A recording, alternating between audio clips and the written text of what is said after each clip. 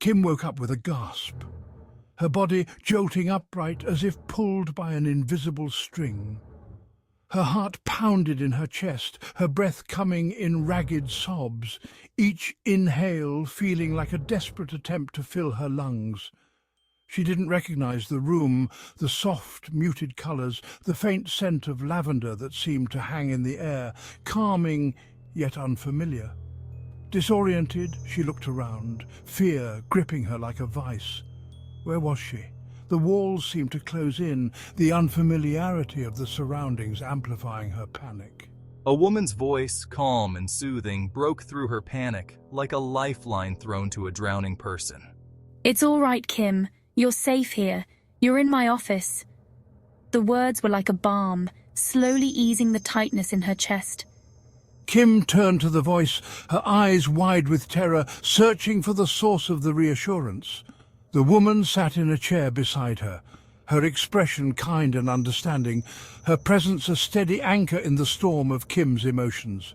She didn't move closer, respecting Kim's unspoken need for space, allowing her the room to breathe and gather her thoughts. "Take your time." The words were simple, yet they held a profound sense of patience and understanding. "I'm Dr. Lewis, your therapist. We're here to help you." Her voice was steady, a promise of support and guidance in the journey ahead. Kim wanted to speak, to explain the terror that clawed at her throat, but words failed her. The room felt like it was closing in, the walls pressing against her, making it hard to breathe. She could feel the weight of her unspoken words, heavy and suffocating. Memories, sharp and brutal, flashed behind her eyelids, each one a vivid reminder of the pain she had endured, the moments that had left scars on her soul. They were relentless, each flash a dagger to her heart. Her hands trembled, and she clutched them together, trying to still their shaking. The tremors were a physical manifestation of the storm raging inside her, a storm she felt powerless to control. Dr. Lewis waited patiently, her silence a comforting presence. She knew that sometimes words were not needed.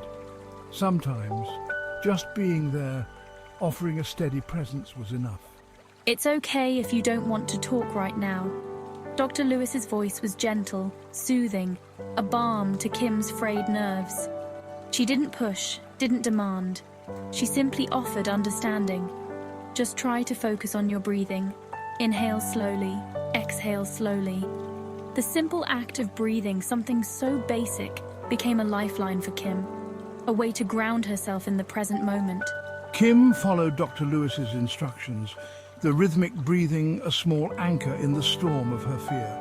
Each breath in and out was a step towards reclaiming control, a step towards finding her voice again. Gradually, her heartbeat slowed and the trembling subsided. The storm inside her began to calm, the waves of fear receding, leaving a sense of peace in their wake. She dared to meet Dr. Lewis's gaze, seeing compassion and understanding reflected in her eyes. It was a look that said, "I am here with you. You are not alone." "That's it, Kim. You're doing great." Dr. Lewis's words were a beacon of hope, a reminder that progress, no matter how small, was still progress. Just take it one step at a time. Each step, each breath, was a victory, a testament to Kim's strength and resilience. She was on a journey, and with Dr. Lewis by her side, she knew she could face whatever came next. As the days turned into weeks, Kim slowly began to share her story. It started with Mark, her husband. He was charming, attentive, everything she'd ever wanted. Their courtship was a whirlwind of romance, and she'd fallen deeply, madly in love. He swept me off my feet. He made me feel so special, so loved.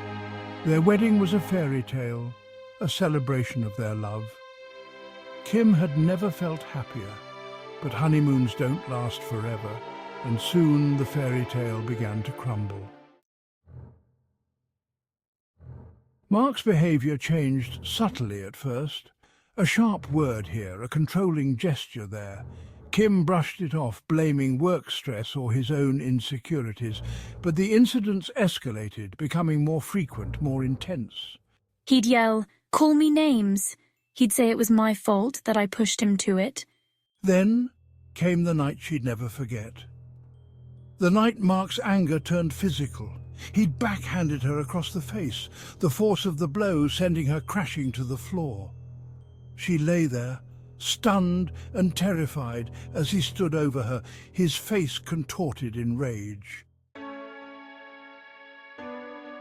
Section 5, A Glimmer of Hope. That night, something inside me snapped. I knew I couldn't stay, couldn't subject myself to this any longer. With a strength I didn't know I possessed, I gathered a few belongings and fled into the night. She found refuge with her cousin Sarah. Sarah, strong and compassionate, took her in without question. For the first time in a long time, Kim felt safe. Sarah listened without judgment. She believed me, even when I could barely believe myself.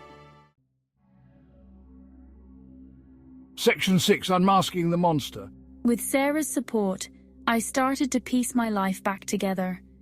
I filed for a restraining order, found a job, and began to see Dr. Lewis. But the nightmare wasn't over yet. Kim, you need to see this. It's about Mark. Reluctantly, Kim went online. There on the screen was Mark's face plastered across a news article. He'd been arrested, not for domestic abuse, as Kim had feared, but for something far more sinister. Section 7, Finding Her Voice. The article detailed Mark's arrest for a series of violent assaults on women. The details were chilling, the modus operandi eerily similar to Mark's own behavior towards me. It was a horrifying realization. I wasn't the only one. He'd been doing this all along.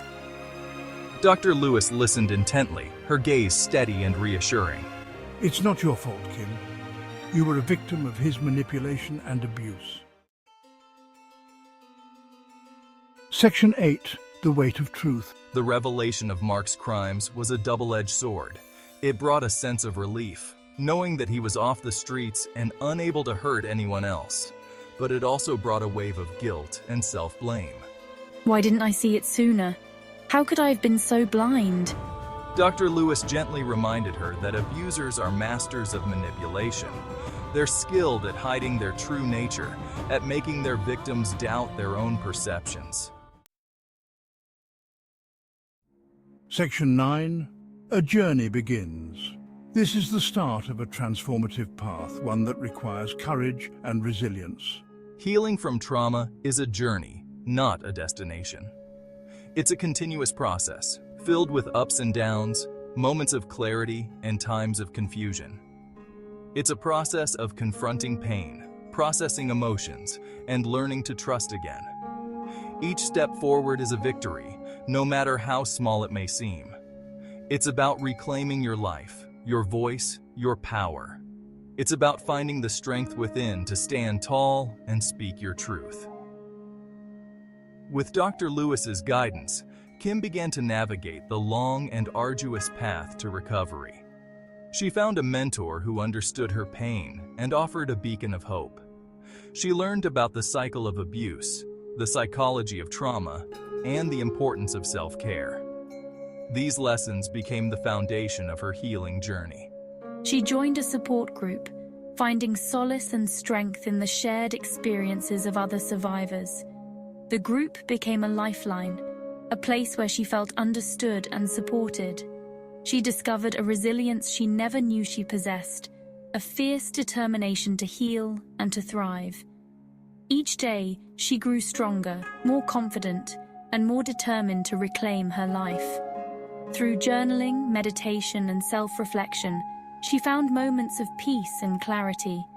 These practices became her daily rituals, grounding her and giving her strength. Surrounded by a community of support, she began to see a future filled with hope and possibility.